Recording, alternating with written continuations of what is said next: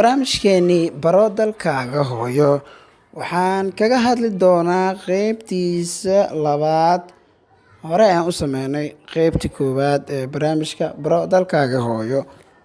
Waxaan kaga hadli doonaa gobolka Banaadir oo ka mid ah gobollada dalka Soomaaliya.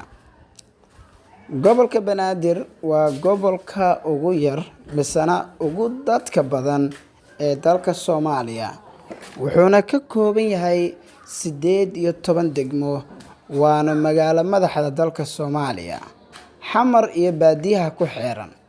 Banaadir waxaa waqooyi ka xiga gobolka Shabeellaha Dhexe, koonfurna Shabeellaha Hoose, iyo bari oo ay ka xigto Badweynta Hindiya iyo Badda Cas.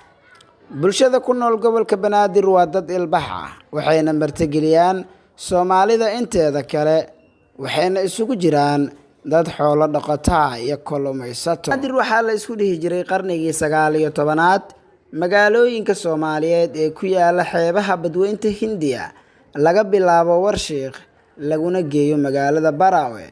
Waaguu gumaysan jiray Talyaaniga koonfurta Soomaaliya ka talin jiray iyo horaantii madax bannaanida dalka Soomaaliya.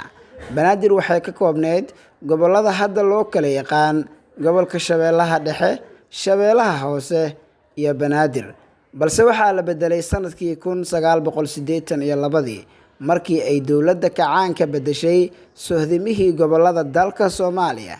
Magaalada Muqdisho hadda la yiraahdo gobolka Banaadir waxay ahayd degmo ka mid ah degmooyinkii uu ka koobnaa gobolkii Banaadir sida Warshiiq, Jasiira, Gandarshe, Marka, Baraawe.